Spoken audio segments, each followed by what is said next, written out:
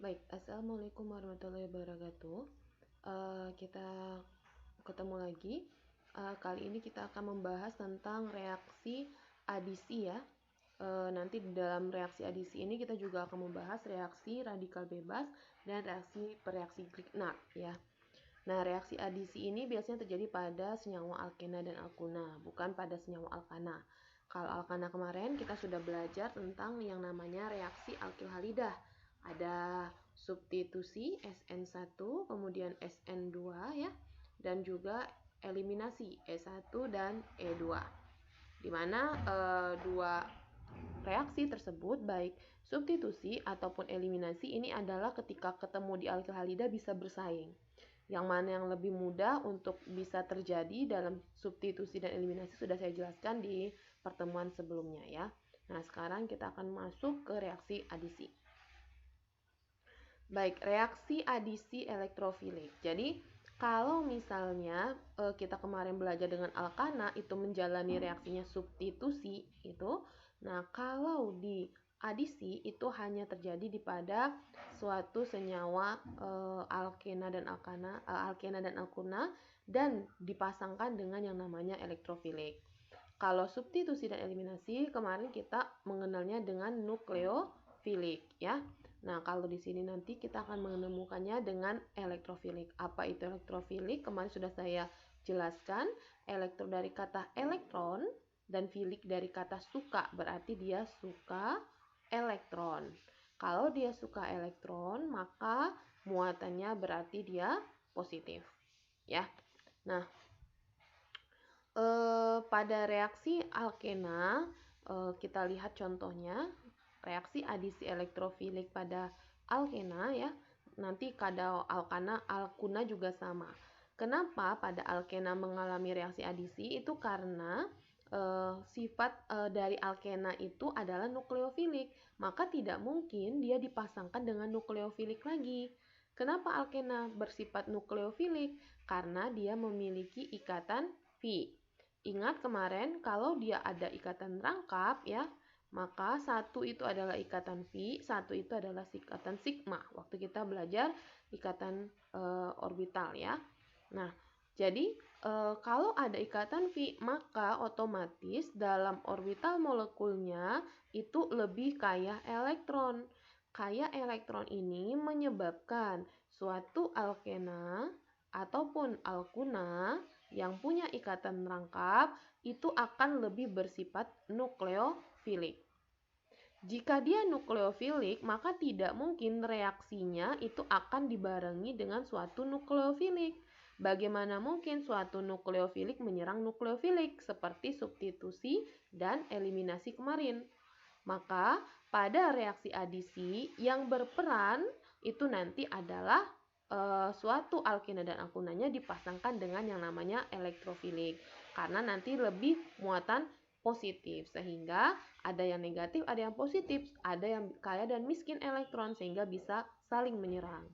Nah, ingat kemarin saya sudah menyinggung sedikit adisi itu apa? Adisi itu dari kata add atau ditambahkan ya. Maka ada molekul yang ditambahkan ke dalam suatu reaktan sehingga ketika ditambahkan ikatan V-nya putus. Jadi, ikatan rangkap akan berubah menjadi ikatan tunggal. Maka reaksinya seperti ini. Jadi Cl ini lebih elektropositif ya karena seimbang, maka nanti ikatan rangkap akan menyerang elektrofilik sehingga ikatannya nanti putus untuk menambahkan Cl ke sini ya. Berbeda dengan substitusi. Kalau substitusi ada yang hilang, ada yang masuk ya. Jadi tergantikan. Nah, mohon diingat perbedaannya. Baik, untuk lebih jelas mari kita lihat di sini. Jadi ini adalah mekanisme reaksi dari adisi elektrofilik. Jadi kalau misalnya adisi kita sebutnya adisi elektrofilik, kalau substitusi kemarin substitusi nukleofilik. Berbeda. Ingat ya perbedaannya apa. Jangan sampai bingung lagi. Saya punya contoh metilpropena. Strukturnya adalah ini ya. Jadi ada cabang 1 metil gitu ya. Ini adalah propena yang C-nya 3. Punya satu ikatan rangkap gitu ya. Nah, bagaimana reaksinya berlangsung ketika ada suatu yang disebut elektrofili gitu ya. Saya ambil contoh adalah HBr di sini gitu.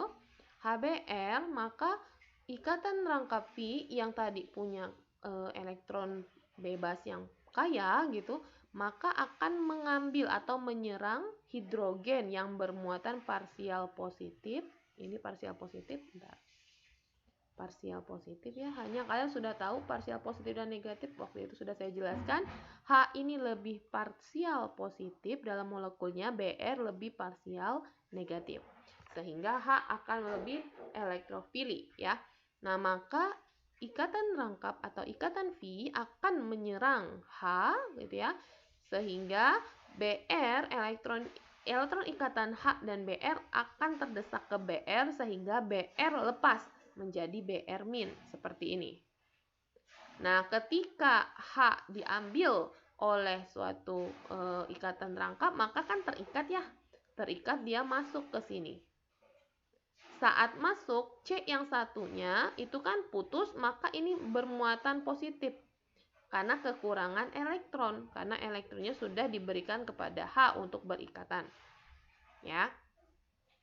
Kemudian karena ini muatannya kekurangan muatan, terbentuk suatu karbokation. Kemarin saya sudah jelaskan karbokation itu adalah C yang bermuatan positif ya. Karena ini kekurangan elektron, Br- kaya elektron, maka Br- akan menyerang karbokation sehingga Br akan masuk ke sisi C yang lainnya. Sehingga dibentuklah 2 bromo 2 metil propana. Sedangkan ini adalah suatu zat karbokation, zat antara ya, intermediate yang harus kalian gambarkan jika kalian menggambarkan mekanisme reaksi adisi. Oke. Baik, kita lihat lagi agar lebih jelas. Sekarang pada reaksi adisi yang kalian lihat tadi ya, ini terjadi 2 tahap, di mana tahap pertama itu adalah penyerangan ikatan Fi kepada elektrofilik, kemudian yang kedua saya ulang, angka yang pertama itu adalah penyerangan ikatan Fi atau ikatan Fi kepada elektrofilik, kemudian akan menghasilkan karbokation, di mana karbokation terbentuk sehingga terbentuklah ion bermuatan negatif. Saat itu tahap keduanya adalah ion bermuatan negatif atau nukleofili akan menyerang karbokation sehingga membentuk molekul baru yang mana mengubah ikatan rangkap menjadi ikatan tunggal dan memasukkan 2 molekul ke dalam karbonnya. Ya, oke. Nah, pada adisi elektrofilik, kalian harus memahami bahwa ada aturan yang menyebabkan, tadi kan molekulnya masuk nih, ya. Coba lihat di sini. Saya balik lagi. Nah, ini kan ada 2 molekul.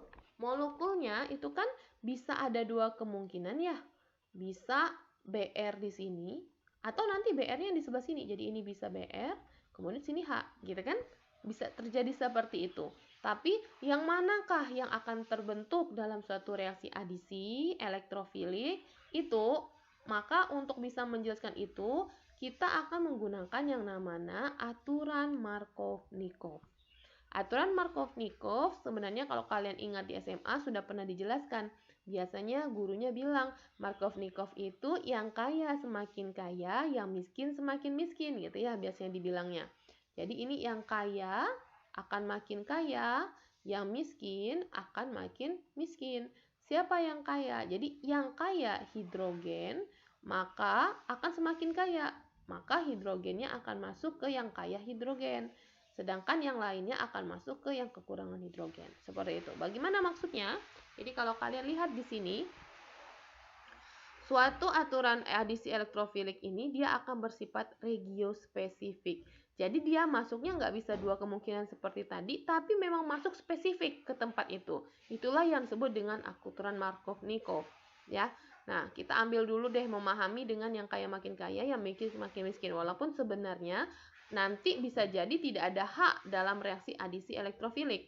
Maka sebenarnya sih aturan Markov-Nikov itu yang benar adalah di mana H itu akan terikat pada karbon dengan substituen akil yang lebih sedikit, dan X atau yang lainnya itu akan terikat pada karbon dengan substituen alkil yang lebih banyak, ya. Oke, kita lihat ke sini.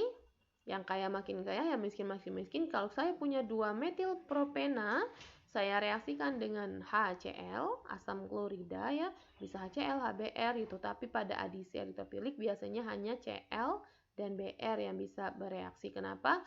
Kalau yang lainnya itu lebih nanti terlalu reaktif ya, sehingga nanti jadinya tidak terbentuk adisi. Jadi biasanya hanya bromin dan klor.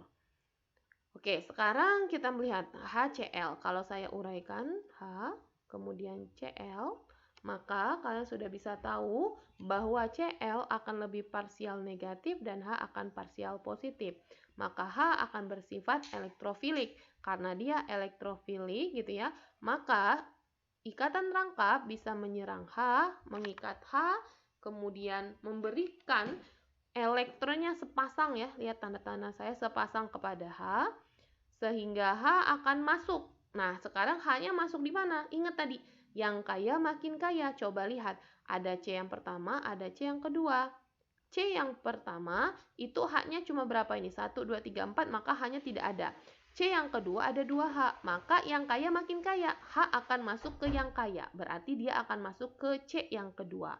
Maka kalau kalian bisa lihat di sini, ini dari CH2 maka menjadi CH3. Kalau saya lepas berarti ini ada masuk H di sini. Nah, ya. Kemudian berarti Cl masuk ke yang sebelahnya, maka Cl akan masuk ke C yang pertama. Seperti itu. Jadi terbentuklah 2-kloro-2-metil propana. Nah, kemungkinan yang berikutnya adalah H itu masuknya ke tempat yang sedikit di sini. Maka di sini akan membentuk CH. Ya. Kemudian CH2 akan masuk Cl. Ya kan? Bisa juga terbentuk, yaitu terbentuk 1 kloro 2 metil propana. Tapi senyawa ini tidak terbentuk ketika reaksi 2 metil propana direaksikan dengan asam klorida menghasilkan reaksi adisi. Kenapa? Karena ada regiospesifik tadi. Regiospesifik artinya suatu mekanisme hanya akan menghasilkan 1 molekul saja. Nah, inilah pengaruh dari aturan Markov-Nikov. Karena adanya aturan Markov-Nikov pada reaksi adisi elektrofilik, maka hidrogen atau elektrofilik itu spesifik masuknya, yaitu ke tempat yang kaya hidrogen juga seperti ini. Sehingga kalau kita buat mekanisme reaksinya secara utuh gitu ya, maka saya buat sini, kalau kalian mungkin lupa lagi nanti ya, saya buat ini CH3, kemudian ini CH3, kemudian ada ikatan rangkap gitu ya, kemudian ini CH2 gitu, kemudian direaksikan dengan HBr, nah, maka ikatan rangkap akan menyerang H, ya, kemudian Br akan lepas. Seperti itu tanda panahnya, jangan lupa tanda panahnya harus benar. Kemudian hasilnya adalah terbentuk zat antara. Zat antara yang terbentuk adalah seperti ini. C ikatan rangkap, maka H terikat di C yang ini, ya. Saya buat di sini H-nya ada 2 awalnya. Gitu. Karena ini menyerang putus ya, maka ini akan mengikat satu H lagi di sini. Nah, oke, saya buat ini kuning biar kalian bisa membedakannya. Sedangkan di sini ini tetap, ya kan, masih putus C, kemudian ini CH3, ini juga ada CH3. Karena tadi ikatan ini putus, kemudian semua elektron keduanya digunakan untuk berikatan dengan H, sehingga Br bisa putus, lepas ya. Maka ini ada Br-, ya kan, terbentuk di sini. Nah, maka C yang ini akan bermuatan positif karena dia kekurangan elektron. Karena dia bermuatan positif, maka tahap yang kedua ini tahap yang pertama, Tahap yang kedua, Br akan menyerang karbokation sehingga membentuk produk akhir, yaitu produknya adalah 2-kloro-2-metil-propana dengan struktur adalah seperti ini. Ini masuk, kemudian di sini berarti ada, maaf, saya rubah posisinya biar enak ya. Oke, maka ini ada CH3, ini masuk CH3, di sini masuk Br. Kemudian di sini ada C, kemudian ada H, kemudian ada H. Oke, saya rubah warnanya biar kelihatan ini H yang masuk, ini Br yang masuk. Nah, inilah dia. Senyawanya adalah 2-kloro 2-metil-propana. Nah, mekanisme reaksi ingat harus dibuat dengan benar ya. Nah, yang ini adalah tahap yang kedua. Oke, inilah dia mekanismenya ya. Kalian bisa harus memahami dengan baik mekanisme tersebut. Baik, mudah-mudahan bisa pernah pahami ya. Adisi elektrofilik terjadi 2 tahap. Tahap pertama pembentukan karbokation dan tahap kedua pembentukan produk ya. Baik. Sekarang kita lanjut. Oke, contoh lain adalah ketika punya 2 pentena ya. 2 pentena sama saja seperti tadi, ada aturan Markov-Nikov ya. Jadi 2 pentena itu bisa 2 kemungkinan, bisa menjadi 2 bromopentana atau 3 bromopentana ya. Kita lihat di sini. Jadi ini adalah 2 pentana. Kalau kalian lihat direaksikan dengan HBr. Jadi kalau kita gambarkan strukturnya, ini berarti saya buat saja. Walaupun sebenarnya di sini, perhatikan di sini ya, ini sama loh ya, seimbang. Ini ada 1 H, kemudian 1 R. R itu alkil ya, CH3, tapi alkilnya di sini. Kalau di sini juga 1 H, kemudian 1 R, walaupun R-nya di sini adalah etil. Seimbang kan ya, 1 H, 1 H. Ya kan? Yang tadi kan Markov-Nikov, yang kaya makin kaya, miskin makin miskin, yang kalian pelajari, yang pahami ya. Maka H maksudnya kemana? Yang kaya makin kaya, miskin makin miskin. Ya kan bingung, H-nya cuma sama-sama 1. Maka ini kalian lihat nanti adalah apa? Adalah R-nya. Ya. R-nya alkena dengan metil dengan etil, metana dengan etana. Itu kan semuanya R, tapi lebih panjang alkena. Etana ya, daripada metananya. Sehingga kalau dihasilkan secara reaksi adisi yang sama seperti ini, maka akan terbentuk 2 produk. Pertama, bromo akan masuk ke sini, maka H masuk ke sebelah kiri, hasilnya adalah 2 bromopentana, reaksinya sama ya. Kemudian atau yang kedua, H-nya masuk di sebelah sini, C1, C2 gitu ya, C1. Kemudian Br-nya masuk ke C2, maka hasilnya 3 bromopentana.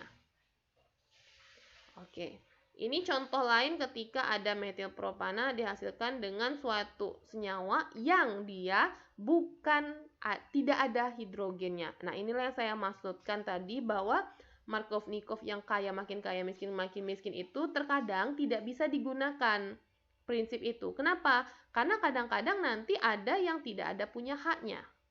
Nah, jika kalian ketemu yang tidak ada H-nya, yang direaksikan contohnya adalah ion klorida ini, ICl, maka pertama kalian harus tetap menentukan yang mana parsial positif, mana parsial negatif. Karena ikatan V akan menyerang yang positif. Maka antara iodida dengan klorin, itu yang positif adalah F. Kan? I karena mulai dari atas F, Cl, Br, I gitu ya. Dalam golongan 7A, kalian sudah belajar di kimia dasar, semakin ke bawah gitu ya, semakin elektron positif. Berarti semakin ke atas lebih elektronegatif. Ya, berarti Cl daripada I lebih berparsial negatif dan I parsial positif. Sehingga ikatan rangkap bisa menyerang I, mengambil I untuk berikatan, maka I akan masuk, yang positif akan masuk ke yang dia alkilnya sedikit. Berarti dia masuk ke H-nya yang banyak, maka masuk ke sebelah sini. Inilah I masuk ke sini. Kemudian Cl- yang terbentuk itu akan menyerang karbokation, dia akan masuk ke C yang alkilnya banyak. Ya, atau H-nya sedikit. Sehingga produk yang terbentuk dengan reaksi 2-metilpropena dengan ion klorida itu adalah 2 kloro, 1 iodo, 2 metilpropana. Demikian. Jadi bisa ada H-nya, bisa tidak ada H-nya. Ingat, yang paling penting adalah mengetahui yang mana parsial positif, yang mana parsial negatif. Sehingga tidak ada lagi ceritanya elektrofilik menyerang nukleofilik, tapi nukleofilik menyerang elektrofilik. Ya, baik. Itu dia untuk reaksi adisi. Mudah-mudahan bisa kalian pahami dengan baik mekanismenya. Sekarang kita lihat bagaimana diagram energi dari reaksi adisi elektrofilik ya. Saya ambil contoh yang tadi. Ini dia contoh senyawa saya yang tadi ya.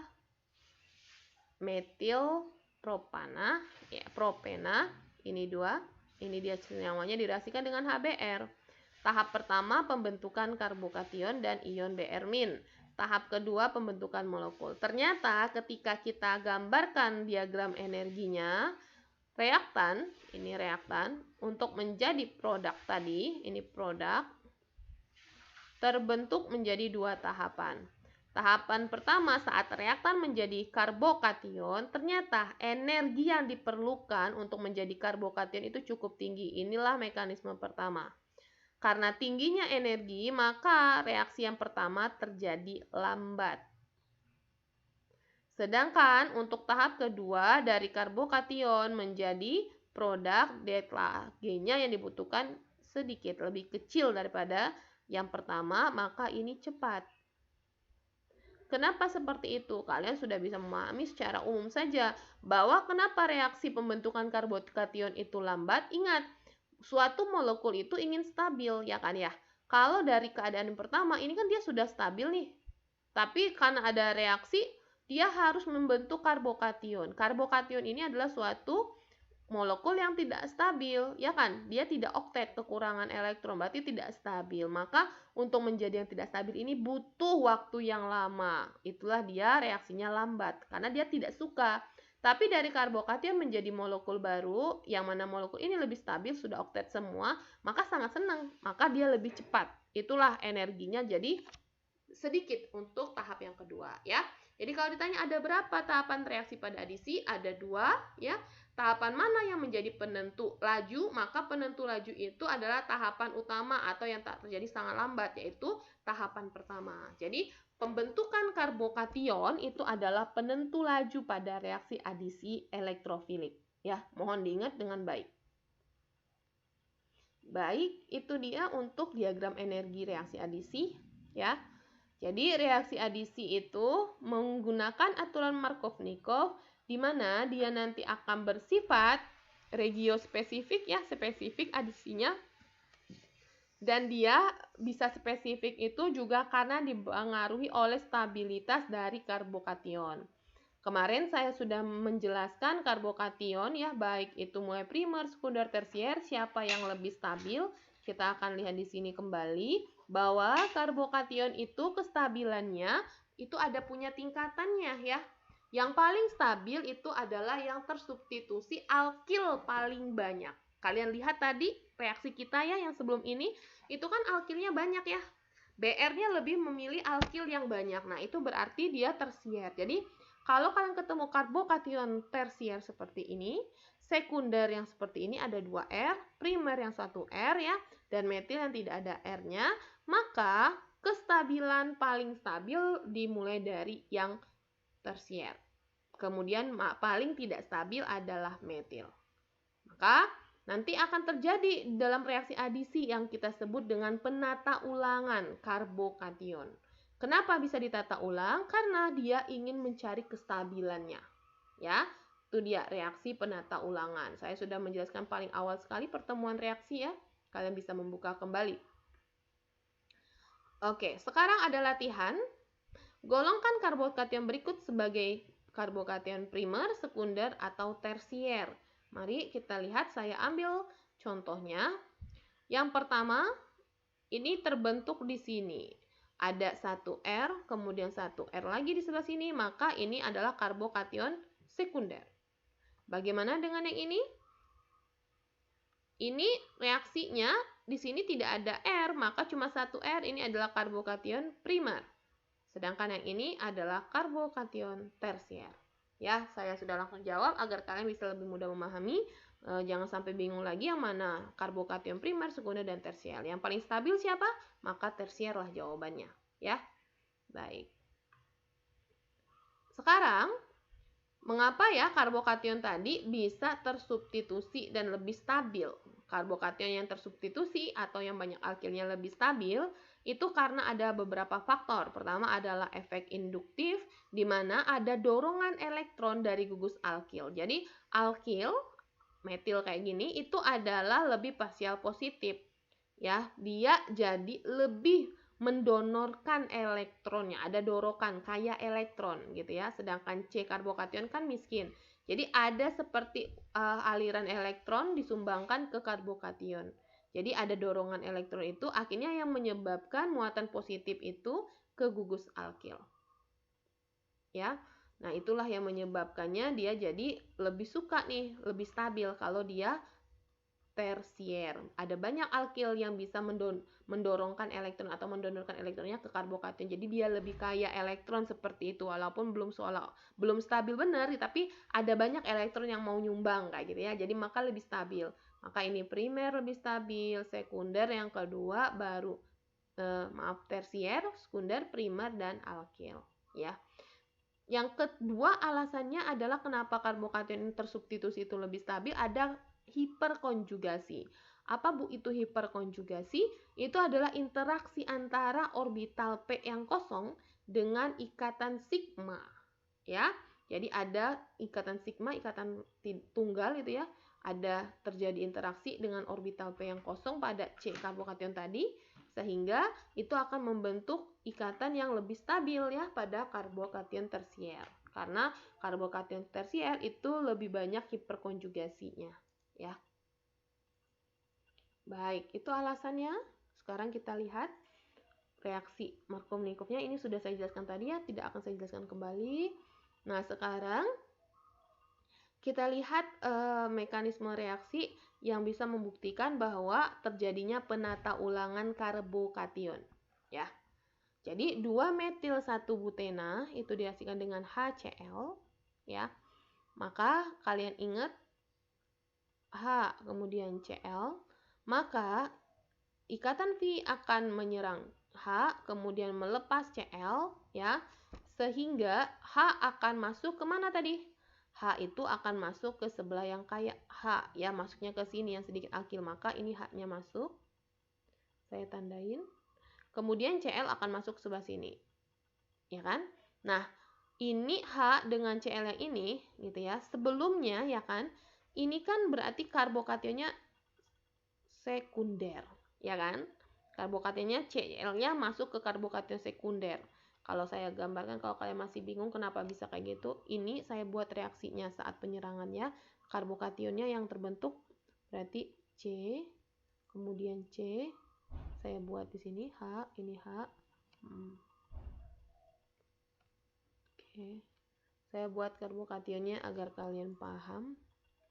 Ini C, ini CH3, ini juga ada CH3 ya. Nah, ini terbentuk karbokation ya kan. Kemudian ini masuk H-nya. Ini masuk H ya. Kemudian di sini kan karbokation, lihat karbokation ini adalah sekunder. Baru di sini masuk Cl-nya. Gitu. Oke, ini masuk Cl-nya ya. Bentar, ini Cl-nya masuk. Seperti ini kan? Dia masuknya ke karbokation sekunder sehingga terbentuklah 2-kloro-3-metil-butana. Perhatikan, terjadi sekunder. Kemudian produk yang terbentuk juga ada 2-kloro-2-metil-butana, di mana Cl masuknya ke sini. Nah, produk 2-klorometilbutana itu adalah hasil penata ulangan karbokation, di mana ketika karbokation sekunder terbentuk, Cl-nya itu sebenarnya lebih senang masuknya ke yang CH3. Jadi, ceritanya adalah H pada CH3 yang ini, C yang saya buat deh. Ini C1, C2, C3. C yang ketiga ini kan masih punya 1H ya. Di sini 1H lagi. Nah, 1H lagi di mana nanti terjadi penata ulangan karbokation, H yang ada pada C3 itu akan pindah ke C yang kedua, yang sekunder, sehingga Cl bisa masuk ke sini di karbokation tersier. Ini kan nanti bentuknya karbokationnya tersier. Nah, jadi terjadi yang namanya penata ulangan. Jadi, core itu akan masuk ke karbokation yang lebih stabil, yaitu primer, sekunder, dan yang paling stabil ada tersier. Ada sekunder sama tersier, maka Cl akan masuk di sini. Sehingga produk adisi pada reaksi ini bisa terbentuk 50-50 atau 50-50. 2-kloro-3-metilbutananya dan juga 2-kloro-2-metilbutana. Ingat, ada yang soal saya yang sebelumnya itu ada yang tidak terbentuk ya. Jadi kalau kalian disuruh membuat mekanisme reaksi seperti ini, yang dia kemungkinan bisa ada terjadi penata ulangan karbokation, maka produk yang dibuat harus 2 seperti ini. Tidak boleh 1, karena keduanya akan terbentuk. Beda dengan yang tadi. Yang tadi kan cuma 1 yang bisa terbentuk. Ya. Nah, itulah kalau terjadi reaksi adisi elektrofilik di mana terjadi penata ulangan karbokation juga dalam reaksinya. Ya, sehingga produk dibentuk menjadi 2. Oke. Mohon untuk dipahami, mudah-mudahan bisa dipahami. Nah, ini mekanisme penata ulangannya. Jadi kalau tadi hasilnya kalian disuruh menggambarkan mekanismenya, maka mekanismenya digambarkan seperti ini. Jadi ada 2-metil-1-butena ya. Kemudian akan menyerang ikatan rangkap, akan menyerang ikatan V, menyerang H elektrofiliknya, sehingga Cl elektronnya akan berpindah ke Cl dan Cl putus ya. Cl- terbentuknya, sehingga ini akan menjadi karbokation. Yang C yang kekurangan elektron karena H-nya 2 masuk di sini. Ini untuk yang sekunder, karbokation sekunder. Kemudian untuk karbokation tersier, H yang masuk di sini gitu ya. Karena ini sekunder, maka dia akan berpindah ke sini karbokationnya.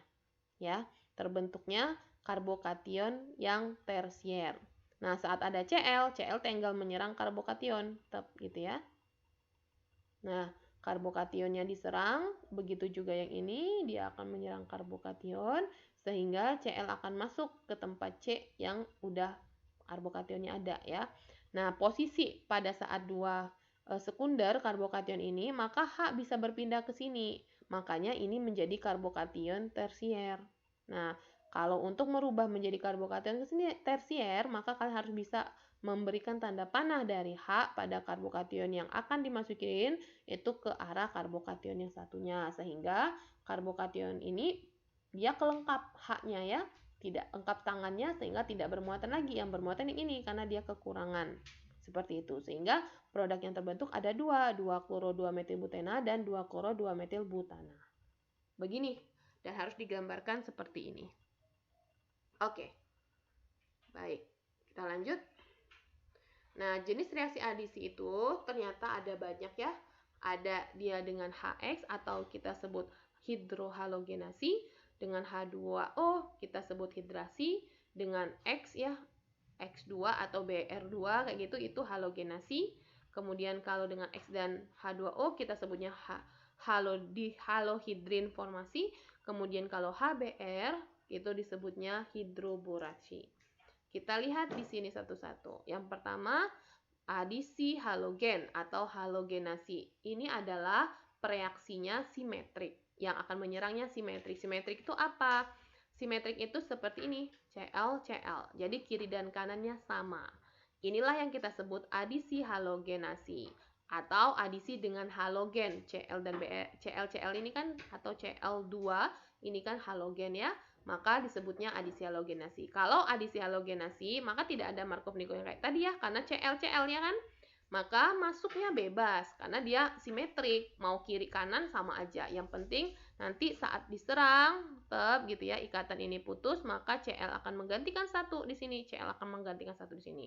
Inilah yang disebut adisi halogenasi. Adisi halogenasi hanya terjadi pada Cl dan Br, ya. Nah, jika nanti ada dua ikatan lengkap yang akan diputus, maka kalian membutuhkan dua molekul Br2 atau Cl2 nanti ya, tergantung. Berarti ada dua molekul karena mau memutus dua ikatan pi. Yang pertama, molekul Br-nya akan memutus yang ini, menggantikan ini dan ini. Kemudian Br lagi akan menyerang lagi, maka tergantikan lagi yang ini. Jadi seperti itu, sangat mudah sekali untuk adisi sebenarnya, ya. Kemudian adisi berikutnya adalah hidrogenasi atau adisi hidrogen. Jadi yang dipakai reaksinya adalah H2 dan katalis ya. Kalau H2 juga simetri, jadi kalian nggak usah bingung-bingung Markov-Nikov, masukin aja langsung. Jadi H ganti 1, H juga ganti 1. Contohnya juga pada ini H2 ya, siklo. Nah, itu tinggal kalian gantikan saja, masuk di sini 1, masuk di sini 1. Jadinya hasilnya produknya ini. Ya. Reaksi ini juga dikenal dengan reaksi reduksi ya. Hidrogenasi juga dikenal dengan reaksi reduksi karena H2 biasanya yang dipakai. Oke, baik. Berikutnya yang ketiga adalah reaksinya yang tak simetris. Contohnya apa? Ini dia. Contohnya adalah adisi air atau dikenal dengan hidrasi. Biasanya dia terkatalisis asam, makanya HOH, H2O ya, atau kalian kenalnya ya, karena dia diadisi dengan air. Kan tak simetris ya, satunya H, satunya OH. Maka ini berlaku yang Markov-Nikov tadi sebenarnya ya. Maka yang parsial positif akan mengambil hidrogen, yang parsial positif akan diserang oleh elektrofilik, nukleofilik ikatan V-nya ya. Kemudian tergantikan seperti ini karena CH2 ya sama. H masuk di sini, OH masuk di sini atau sebaliknya itu akan sama. Ini sama ya. Tapi kalau seperti ini juga sama maksudnya ke sini. Masuknya ke sini karena reaksinya saja yang tidak simetris tapi reaktan kita simetris. Jadi kalian tidak usah bingung-bingung. Nah, ini disebut adisi air atau hidrasi. Gampang kan, tinggal digantikan aja terus ikatan pi-nya putus, hasilnya ini, gitu ya. Berikutnya ada adisi Hasam, itu yang kita lihat tadi, yang kita latihan sebelum ini ya. HX, maka ada parsial positif, ada parsial negatif. Oh, ini kebalik ya. H-nya ini parsial positif, yang ini parsial negatif ya. Sehingga nanti ada reaksi pengganti, masuk ke sini H, ini masuk ke Br. Ini masih simetri ya, simetri semua. Kalau tidak simetri yang kayak tadi Markov-Nikov ya. Nah, ini masuk H, ini masuk yang lainnya. O, SO3, H-nya ya, masuk ke sini. Oke, seperti itu saja. Ada banyak reaksi adisi ya, kalian hanya bisa harus memahaminya dengan baik. Ya. Nah, sekarang kalau tidak simetris. Nah, kalau tadi kan alkenanya simetri. Kalau tidak simetri, itulah tadi regio spesifik atau Markov-Nikov. Kalian sudah saya ajari sebelumnya, ya. Jadi tinggal diikutin saja yang awal. Nah, sekarang ada latihan untuk kalian. Silakan coba dikerjakan. Tuliskan struktur produk reaksi berikut. Direaksikan dengan HBr. Ini juga direaksikan dengan HBr. Ingat, alkenanya tidak simetri ya. Berarti kalau tidak simetri ada Markov-Nikov di sini ya. Kemudian tuliskan mekanisme ya, mekanismenya, penyerangannya jangan lupa tanda panah. Produknya apa? Nama produknya juga. Ya. Kemudian yang kedua, tuliskan alkena yang dapat digunakan untuk membuat senyawa. Ini kebalikan. Kalau ini hasilnya, kalau ini udah ada hasil, kalian disuruh tentukan sebelum produk ini sebenarnya senyawanya apa. Ini kan Br-nya udah masuk, ini Cl-nya udah masuk, ya. Nah, nanti ini kalian silakan buat. Sebenarnya sebelumnya apa, ya. Maka kalian bisa buat ini dari ke bawah, kebalikan. Jadi ini kalau Br masuk di sini berarti ini karbokation misalnya. Oh, buat dulu yang karbokationnya. Setelah karbokation, oh berarti nanti direaksikan dengan apa. Ya, jadi senyawanya kebalik. Kalau kebalik seperti ini, nanti tanda panah kalian juga kebalik ya. Jadinya kayak gini. Jadi ini, setelah ini apa? Karbokation misalnya. Setelah karbokation, apalagi senyawanya. Gitu ya. Silakan dikerjakan, ada 4 soal ini dan dikumpul hari ini ya. Baik. Selanjutnya saya akan menjelaskan tentang reaksi radikal. Reaksi radikal ini biasanya terjadinya homolitik, reaksinya heterolitik ya, putusnya heterolitik. Jadi saya kenalkan sedikit. Pemutusan ikatan itu ada dua, ada homolitik dan heterolitik. Kalau homolitik, maka semua elektron diambil ke satu bagian. Kalau dia heterolitik, dia setengah-setengah. Ini contohnya, ini contoh yang hetero, kalau yang ini contoh yang homo. Jadi kalau homo, itu tanda panahnya ke sini, maka elektron semuanya ada di B. Maka B-nya akan bermuatan min, A-nya positif. Sedangkan kalau dia hetero setengah-setengah, jadi setengah ke sini, setengah lagi ke sini. Berarti A-nya jadi 1, ada elektronnya, B-nya jadi 1. Nah, inilah nanti yang disebut radikal. Ya. Nah, bagaimana reaksi radikal? Radikal itu adalah di mana suatu atom gitu memiliki satu elektron yang tidak berpasangan. Ya. Jadi kayak gini, tidak ada satu elektron tidak berpasangan, itu radikal. Jadi jangan bingung ya kalau ditanya apa itu radikal. Mari kita lihat bagaimana reaksi dari radikal. Jadi reaksi radikal itu dia sangat reaktif. Kenapa? Karena dia ada satu elektron tidak berpasangan, sehingga dia untuk membentuk oktet pada kulivalensinya dia harus mengambil atom dengan satu elektron lagi gitu ya untuk bisa berikatan. Jadi sangat reaktif. Bagaimana cara dia berikatan? Kita lihat di sini. Tahapan yang pertama pada reaksi radikal itu adalah reaksi inisiasi atau permulaan rantai. Di mana inisiasi ini adalah reaksi permulaan, di mana dari suatu senyawa yang bukan radikal dia berubah dulu menjadi radikal. Contohnya Cl2. Ya, Cl2 ini putus secara tadi heterolitik, satu ke sini, satu ke sini, maka dia membentuk Cl radikal. Cl radikal. Seperti ini. Ya. Ikatan Cl-Cl itu lebih lemah daripada CH atau CC, maka paling mudah putus, ya. Jika ada cahaya ataupun energi. Jadi, reaksi radikal ini bisa terjadi jika suatu molekul diberikan energi panas, ya, ditembakkan panas ataupun cahaya. Biasanya kalau cahaya UV, makanya kalau kalian kena UV biasanya kena radikal gitu ya, ada radikal, penangkal radikal ya, senyawa radikal. Nah, itu dia. Jadi kalau senyawanya ditembakkan energi atau panas ya, maka dia bisa membentuk yang namanya radikal. Kemudian yang kedua adalah radikal bebas itu sangat reaktif. Jadi pada tahap inisiasi terjadi pemutusan homolitik ya, reaktan akan menjadi dua radikal. Itu tahap inisiasi, seperti ini bentuknya ya. Oke, ingat ya, inisiasi itu adalah pembentukan radikal atau pemutusan homolitik. Tahap yang kedua setelah terjadi inisiasi, oh udah ada nih, ada radikalnya. Maka tahap berikutnya adalah propagasi.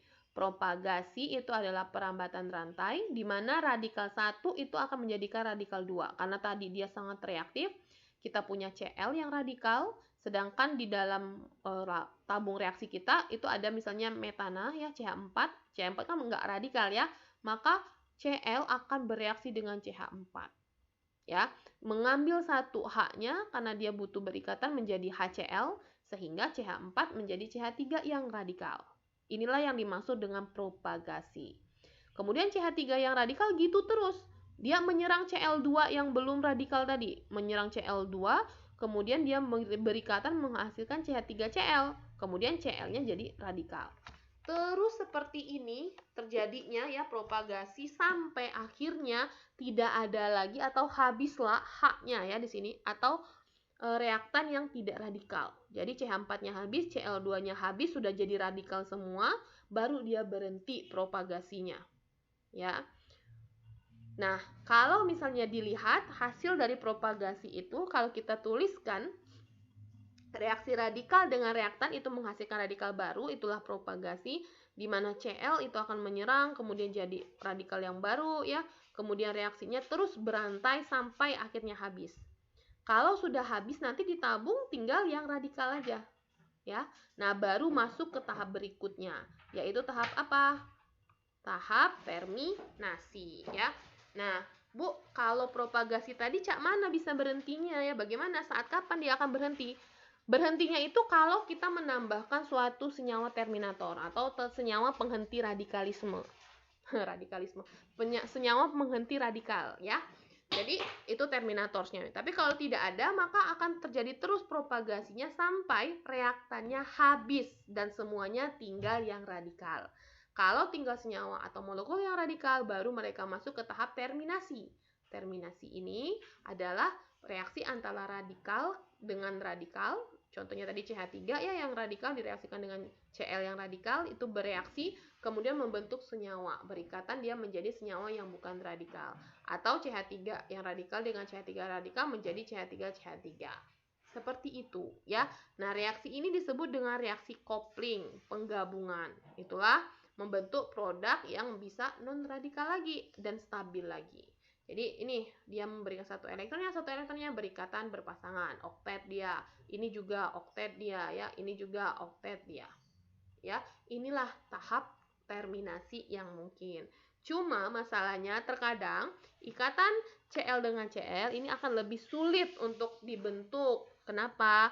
Karena keduanya ini bersifat sama ya, elektronegativitasnya sama. Jadi energi untuk membentuk ikatan ini lebih besar. Makanya biasanya pada tahap terminasi Cl ini tidak dibentuk, tapi biasanya dibentuk dengan yang lain seperti ClCH3, CH3 dengan CH3 ya.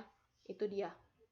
Jadi ingat ada berapa reaksi pada radikal. Yang pertama itu adalah reaksinya yang kita sebut dengan reaksi apa? Reaksi inisiasi. Reaksi inisiasi itu adalah pemutusan homolitik sehingga membentuk suatu senyawa radikal. Kemudian yang kedua, propagasi, di mana radikal tadi akan menyerang molekul yang tidak radikal sehingga menyebabkan molekul tadi menjadi radikal, ya. Sampai akhirnya semua molekul dalam reaksi tersebut habis dan terbentuk radikal semua. Baru masuk ke tahap terminasi, di mana radikal akan saling menyerang sesama radikal, membentuk suatu molekul yang tidak radikal. Inilah tahapan reaksi radikal pada organik. Kalian harus pada alkana. Kalian harus mengingat itu dengan baik tahapan-tahapannya. Oke, baik. Berikutnya adalah reaksi Grignard. Saya akan menyentuh sedikit reaksi Grignard. Reaksi Grignard ini adalah reaksi pada alkil halida ya. Jadi reaksi Grignard ini biasanya sering kalian pakai nanti kalau kalian masuk ke materi organik lanjut ataupun sintesis ya. Dimana pada reaksi Grignard ini yang dibutuhkan adalah reaksi RX atau kita sering sebut itulah adalah RMGX. Jadi dia masuk ke dalam molekulnya. Kita lihat ya. Biasanya Grignard ini tergolongnya organologam karena yang dipakai biasanya golongan halida ya. Oke, mekanismenya itu diduga adalah seperti ini. Jadi, kalau kita punya senyawa RX ya direaksikan dengan magnesium, maka R-nya akan terjadi pemutusan RX itu secara homolitik, R-nya radikal, sedangkan MG-nya juga berikatan dengan X yang radikal, sehingga MGX masuk ke sini. Kemudian direaksikan lagi sesamanya radikal dan ini akan menghasilkan RMGX ya. Sehingga untuk reaksi Grignard biasanya itu masuk semua, jadi tersubstitusi semua. Perhatikan di sini, kalau kalian lihat ada satu bromoheksana, ya, ada Br di sini, kemudian ini ada Mg yang direaksikan, maka Mg akan masuk ke Br. Maaf, tanda-tandanya salah. Mg akan masuk ke Br karena Br akan menyerang magnesium, karena magnesium lebih parsial positif, ini parsial negatif, sehingga menjadi MgBr ya. Kemudian direaksikan kembali gitu menjadi suatu senyawa heksana ya. Dia lepas MgBr-nya berikatan menjadi apa? RMgBr ya. Jadi ada HMgBr karena H-nya lepas, H2O-nya masuk ya. Kita lihat dulu di sini agar kalian bisa lebih jelas. Oke, ada nggak di sini? Oke, di sini tidak ada ya. Oh, tidak ada. Baik, saya ambilkan satu contoh dulu untuk kalian. Reaksi Grignard-nya ya.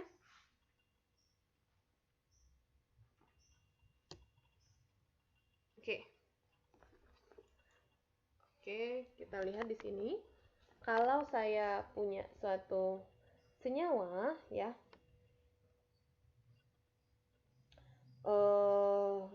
yang dia menggunakan reaksi Grignard ya di sini. Jadi saya punya misalnya ini. Saya punya senyawa R, kemudian X ya. Kemudian terjadi secara Grignard ya. Kemudian berarti ini bereaksi dengan Mg. Hasil reaksinya adalah Mg ini lebih parsial positif. Gitu. Kemudian X ini akan terjadi pemutusan secara homolitik. Kalau dia pemutus homolitik, maka yang terbentuk adalah radikal. Kemudian X-nya juga radikal. Mg itu adalah 2 ya. Dia punya 2 elektron sehingga akan berikatan antara X dan Mg. Ya, itu saling menyumbangkan elektronnya sehingga membentuk suatu Mg, kemudian X sudah berikatan ya, Mg masih tinggal 1. Kemudian karena ini masih ada 1 kan, sama-sama 1 nih, berikatan lagi dia, sehingga dia membentuk R, M, G, X.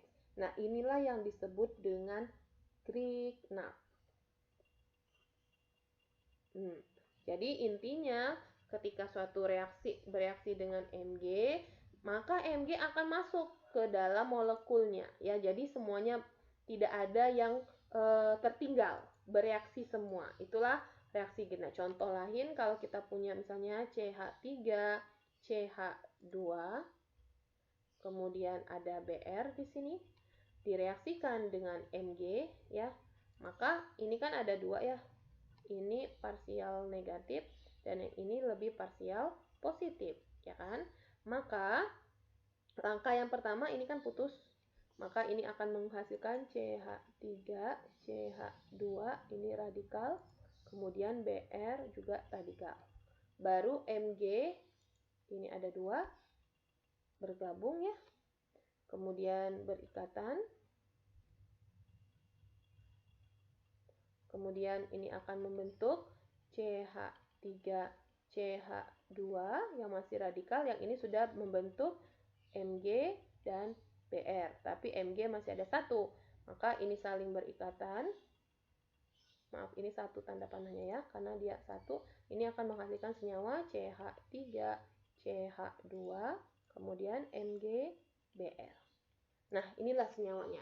Seperti ini untuk mekanisme reaksi Grignard. Ini hanya permulaan saja untuk mengetahui reaksi Grignard ya. Nanti kalian akan belajar lebih dalam tentang Grignard saat kalian belajar di sintesis. Baik, itu saja untuk materi hari ini. Jangan lupa latihannya dikumpulkan ya. Ada 3 yang kita bahas, adisi, kemudian radikal bebas ya, kemudian Grignard. Mudah-mudahan kalian bisa memahaminya dengan baik. Baik, itu saja untuk hari ini materinya. Saya akhiri untuk pertemuan kali ini. Assalamualaikum warahmatullahi wabarakatuh.